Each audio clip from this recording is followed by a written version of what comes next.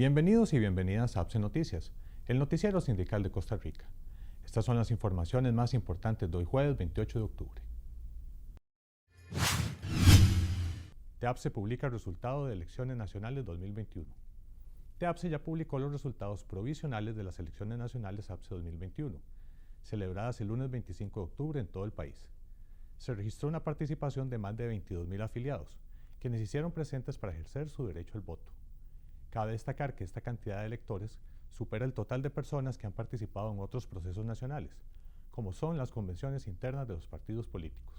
De acuerdo con los resultados divulgados por TEAPSE, las personas que ocuparán los puestos de Junta Directiva, Fiscalía Nacional y sus respectivas suplencias serán: Presidencia, Ana Doris González González; Vicepresidencia, Nidia Durán Rodríguez; Secretaría General, Marvin Padilla Lemos; Suplencia de Secretaría General, Aide Obando Fallas; Tesorería Nacional, Jacqueline Patricia Gui Cultris Venegas; Suplencia de Tesorería Nacional, Marvin Hernández Hernández; Secretaría de Actas, Abner Javier Orías Gómez; Vocal 1, Magali Brenes Picado; Vocal 2, Carmen Lidia Gómez Espinosa; Vocal 3, Alexander Alberto Castillo Loaiza; Vocal 4, John Vega Macís; Fiscal General, Luis Alonso Herrera Mora; Suplencia del Fiscal General, Orlando Portocarrero Vega.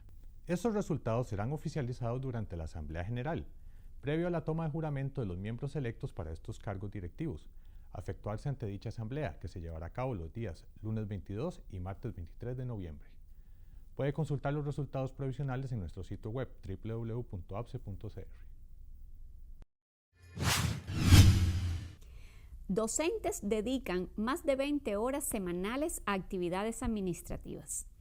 El informe de investigación sobre carga laboral docente, recién presentado por APSE, reveló como uno de sus principales hallazgos que el MEP no realizó cambios en la organización del centro educativo para atender las nuevas condiciones y retos de la modalidad combinada durante la pandemia. Esto tuvo como consecuencia que las personas docentes debieron asumir los nuevos retos pedagógicos que implicó la modalidad combinada, pero a la vez mantener muchas actividades administrativas del periodo anterior, a las cuales se sumaron nuevas tareas producto de la emergencia sanitaria. El resultado es una recarga administrativa que interfiere con la calidad del proceso pedagógico. Las y los docentes han dedicado a estas actividades administrativas en el primer semestre de este año, en promedio, más de 20 horas a la semana. ¿Y cuáles son estas actividades? Según los resultados del estudio realizado por APSE, la elaboración de informes institucionales o circuitales con relación al estudiantado es la actividad administrativa que más cargas le generan, dedicándole como promedio 6 horas a la semana. Le sigue la participación en capacitaciones relacionadas con el proceso de enseñanza-aprendizaje, para lo cual destinan como promedio 4 horas a la semana.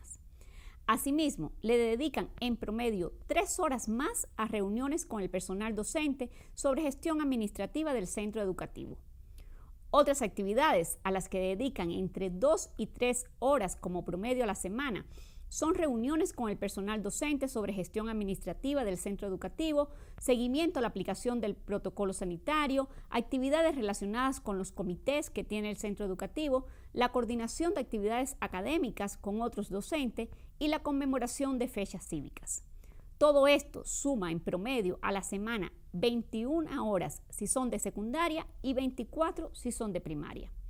Si tenemos en cuenta que una jornada laboral es de 48 horas máximo a la semana, estamos hablando de que el personal docente tendría que dedicarle aproximadamente la mitad de su jornada a actividades administrativas, lo cual ya sería grave porque quedaría muy poco tiempo para la actividad propiamente pedagógica de planeamiento, impartir clases y evaluaciones. Pero no es así, ya que en realidad estas actividades administrativas se realizan en tiempos adicionales a la jornada de trabajo, generando una gran recarga laboral. En próximas ediciones de este noticiero sindical, seguiremos profundizando en los hallazgos de este importante estudio realizado por APSE sobre carga laboral docente durante la pandemia. Organizaciones protestan contra la nueva ley de semillas debido a la privatización y persecución de la semilla criolla y nativa. Diversas organizaciones ecologistas, comunitarias y sociales realizaron un plantón a las afueras de la Asamblea Legislativa para protestar contra el proyecto de ley 21.087, llamado Ley para la Modernización de la Oficina Nacional de Semillas, que pretende privatizar el libre intercambio de semillas criollas, nativas y locales. El proyecto de ley busca registrar las semillas que se comercializan e intercambian en Costa Rica, con el objetivo de regular las condiciones jurídicas para que haya una supuesta igualdad entre las grandes empresas agroexportadoras y las comunidades. Esto es lo que dicen las organizaciones al respecto. Mi nombre es Mariana Porras y yo soy de Coecoseiba, Amigos de la Tierra Costa Rica, de la Red de Coordinación en Biodiversidad. Y bueno, nos preocupa gravemente este proyecto de ley que se está discutiendo actualmente en la Asamblea, que tiene que ver con el tema de registro y comercialización de semillas, principalmente porque no hubo una consulta pública amplia a sectores campesinos e indígenas. La consulta fue muy pequeña y principalmente a cámaras de productores, y creemos que el tema de la semilla incumbe totalmente con el sector campesino e indígena del país, porque actualmente más del 90% de las semillas que se utilizan en la producción de los alimentos que consumimos en el país vienen de la semilla criolla y tradicional. Aunque ese proyecto de ley dice que declara de interés público la protección y conservación de las variedades de semillas tradicionales, locales y criollas, o que incluso se exceptúan de esa ley, en otros artículos más bien menciona que cuando la venta de semillas criollas trascienda el ámbito informal o de pequeña escala, van a tener que entrar en procesos de certificación o de registro. Y eso realmente nos preocupa porque actualmente la semilla es libre para intercambiar, para regalar, pero incluso también se lucra, o sea, hay una venta de esta semilla que, como les decía, pues no está sujeta, digamos, a ninguna restricción, y eso ha permitido también mantener una seguridad y soberanía alimentaria en el país. Entonces, las organizaciones campesinas, indígenas y ambientales rechazamos como está el proyecto dictamen elaborado en este momento, y solicitamos que realmente se haga una consulta pública y una consulta amplia a diferentes sectores. Según la OCDE, el 90% de las semillas que se utilizan en Costa Rica no están sujetas a mecanismos de certificación, porque la mayoría son variedades locales, nativas y criollas. La ley de semillas quiere cambiar eso y darle una participación más grande a las corporaciones que importan semillas. Según la Oficina Nacional de Semillas, el negocio de la importación de semillas reporta hasta $36 millones anuales, que se reparten entre 104 empresas. Sin embargo, solo 8 grandes compañías controlan más del 50% de las semillas que se comercializan. Pero, ¿qué dice la ley? En el artículo 29 se establece que la Oficina Nacional de Semillas podrá determinar, según criterios arbitrarios de esta misma ley, en qué momento una semilla deja de ser criolla y pasa a ser comercial, obligando a la certificación de la semilla o a la expulsión del mercado, por ser competencia desleal contra otros compradores de semillas. Eso no es todo. El proyecto de ley pretende la creación de una clase de policía de las semillas. Según el artículo 15 de la ley, la Oficina de Semillas tendrá inspectores oficiales y podrá tener acceso a propiedades públicas y privadas para revisar, retener e incluso ordenar la destrucción de las semillas que no se apeguen a esta ley. Esta no es la primera vez que un gobierno del PAC intenta privatizar y criminalizar el uso local de las semillas criollas y nativas. En el 2017, Luis Guillermo Solís emitió un decreto ejecutivo llamado Reglamento Procedimiento para el Registro de Variedades Comerciales, que buscaba que las semillas criollas y nativas fueran registradas antes de poder venderlas o intercambiarlas. Sin embargo, la organización Red de Mujeres Rurales hizo una demanda contra el Estado porque el decreto se ha emitido sin consultar a las poblaciones indígenas, a pesar de que por los convenios internacionales el Estado está obligado a hacerlo.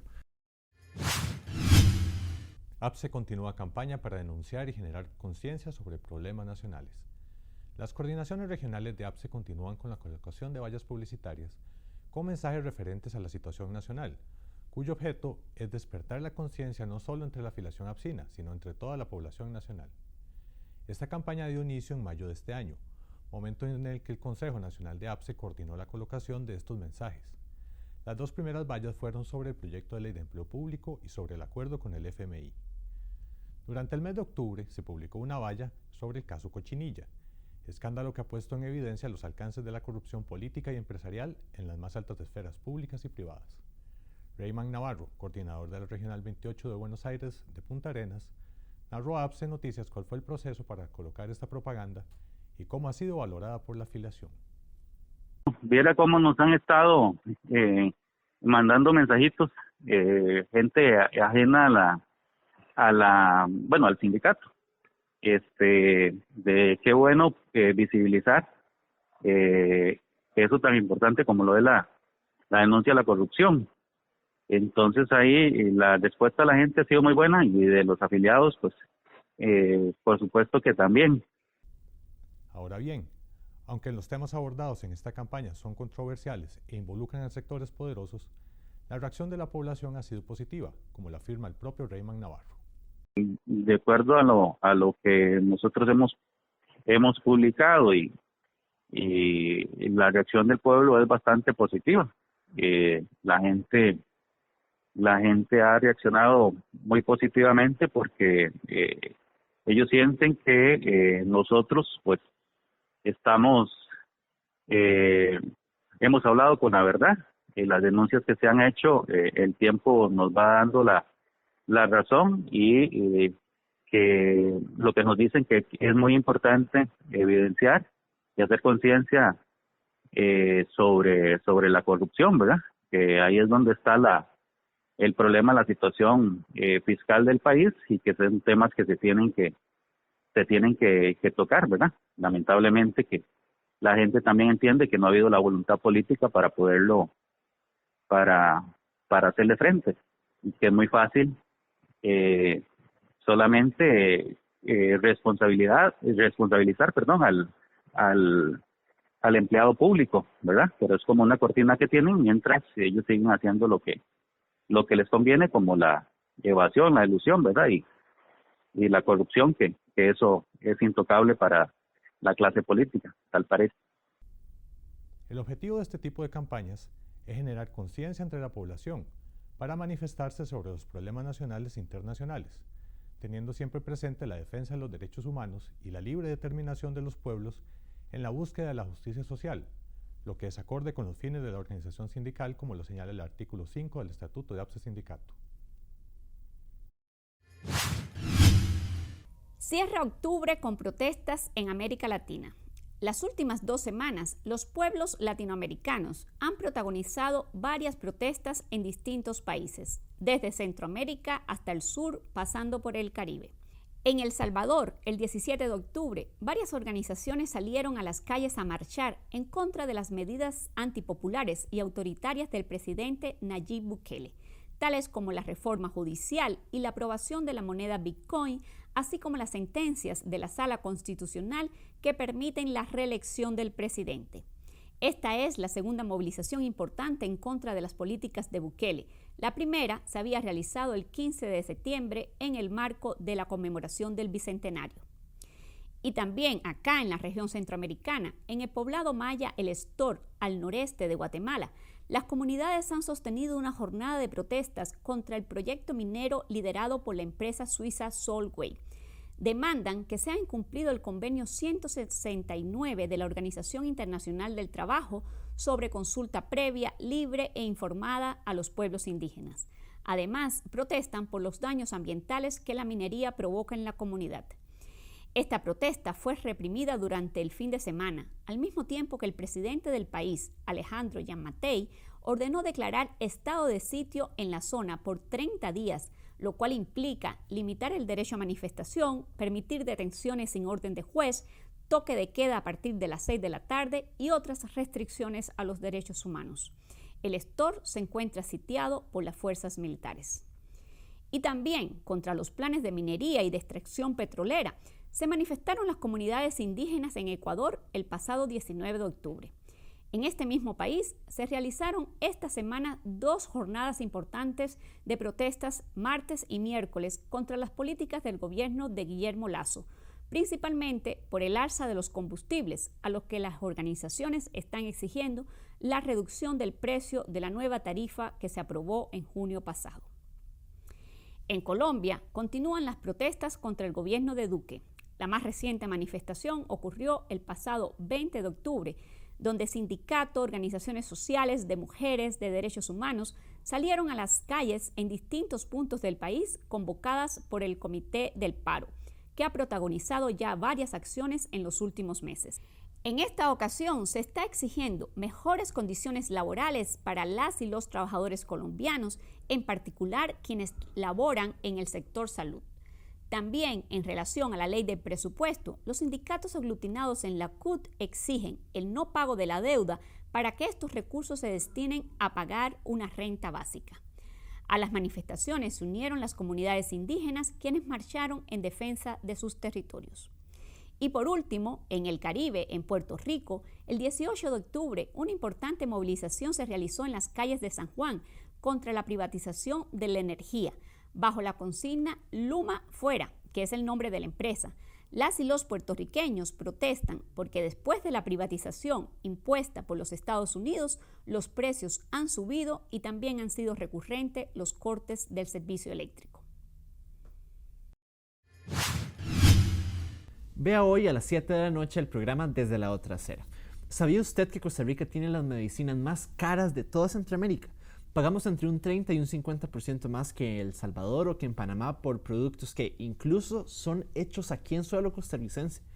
Para discutir este tema y sus posibles soluciones, contamos con la participación de Horacio Strickland de la Asociación de Farmacéuticos y Propietarios Independientes de Farmacias de Costa Rica, con la doctora Ana Sen de la Asociación de Farmacias Comunitarias y el doctor Alvin Chávez, especialista en farmacoepidemiología. No se pierda hoy, en unos minutos después de APSE Noticias, Medicamentos en Costa Rica, Salud Pública en Manos Privadas, aquí en APSE Informa.